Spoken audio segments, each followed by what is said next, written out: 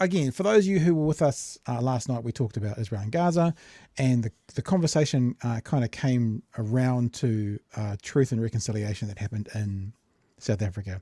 And I was reminded of I used to work with a group who made radio shows for News Talk ZB, produced them, and they played them out. This was one of the pieces of audio made for that. As I said, I listened to it again today for the first time maybe in 10 years, I don't know. And I kind of, my bullshit nerve went, because it is quite a, the vibe of it is quite vitriolic and stuff. But I did some research and it's all accurate. I found several places where they were reporting all this information just as it said. So I believe it to be true. And the person who this is focusing on, the mother of a lost husband and child during apartheid South Africa, is obviously a religious person. So she evokes some religious ideas around why she can get through this. And I'm sure you're all big boys and girls can handle that.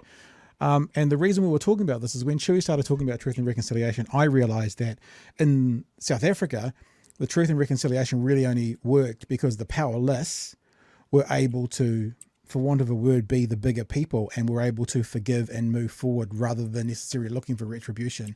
And if that was related to the Middle East, the powerless at the moment are the Palestinians.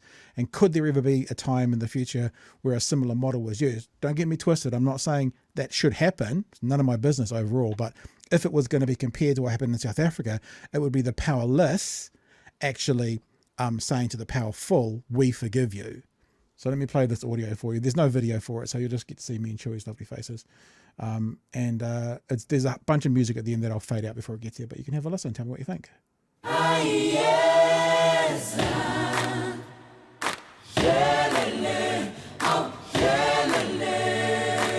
Didn't say it was going to start Imagine with a banger. crowded courtroom in South Africa. A frail black woman in her 70s rises slowly to her feet. Facing her across the room are several white security officers from the former apartheid regime. They keep their eyes to the ground rather than engage her.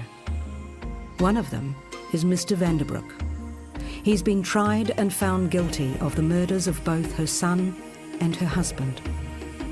The scene is one of many from the Truth and Reconciliation Commission trials in South Africa just a few short years ago. And this is a true story. The old woman's loss is enormous, and she stands with tears in her eyes as the details of the crimes are read out loud, clearly and bluntly to those assembled.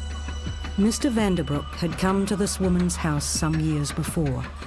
He took her son, shot him at close range, and then burned his body while he and the other officers partied nearby. Later, the same man returned and took her husband.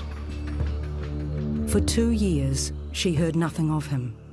Then she was taken to see her husband bound and beaten and laying on a pile of wood. The last words the old woman heard her husband say before he was burned were, "Father, forgive them." Now this elderly woman stands in a courtroom and listens to the confession offered by Mr. Vanderbroek.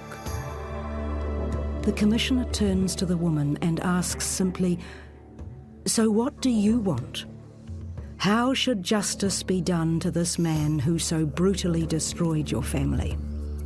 "I want 3 things," begins the old woman, calmly and confidently.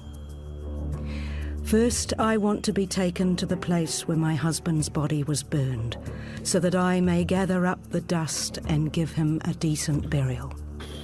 Jesus. Secondly, my husband and son were my only family. I want Mr. Vanderbroek to become my son.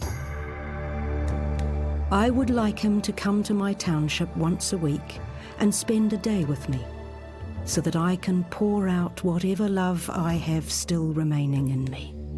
Finally, I would like Mr. Vanderbroek to know that I offer him my forgiveness, because Jesus Christ died to forgive. This would also have been my husband's wish." The old woman stops and pauses. Then she asks, Would someone please lead me over to Mr. Vanderbroek so that I may embrace him and let him know that he is truly forgiven? Overwhelmed, Mr. Vanderbroek collapses while friends of the old woman, all victims of decades of oppression, gather around her and begin to sing.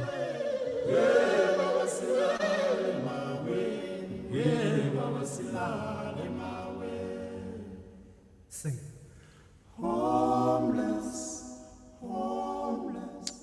And look, no one's going to sit here and go, that was happening in every courtroom in South Africa all through that time. It's one example, but that was the example that came to mind when I thought about how would you get past, after Chewy mentioned Truth and Reconciliation, how would you get past those kinds of conflicts, those kinds of genocide?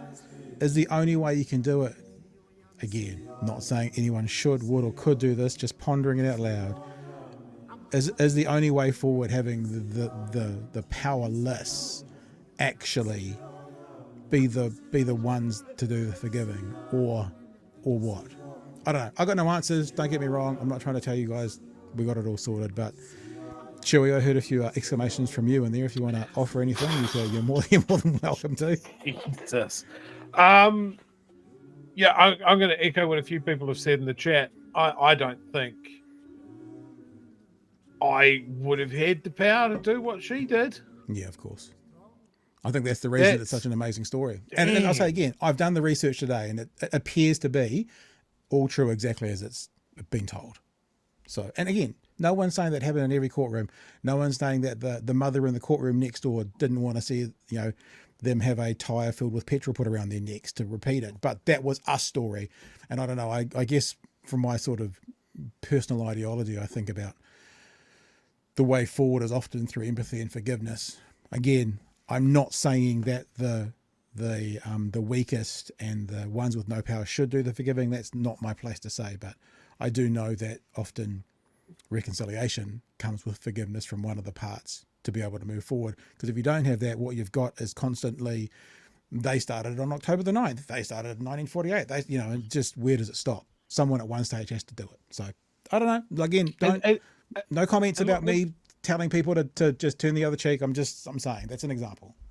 At the end of the apartheid regime, remember, one of the very clear consequences that people thought were going to happen was a very bloody settling of scores. Yeah. And I'm not saying that what has happened in South Africa since has been an easy road.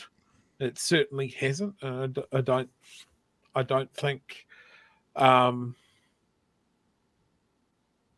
don't think it's a road that's even finished yet. But when it came to what they avoided with the Truth and Reconciliation stuff, I think they avoided a bloodbath. Yeah. Kia ora again, whānau. The clip you've just watched is brought to you today by our patrons. If you want to be a part of what we do, if you want to get behind what we're doing, if you're enjoying our content and wanting to share our content, then maybe you would consider being a patron to Big Hairy News.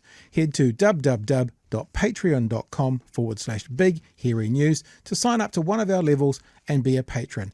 At this point, we are only a listener and viewer supported show. It all comes down to you guys. If you feel like jumping on board to help, then head to patreon.com/Big Hairy News. Hooroo!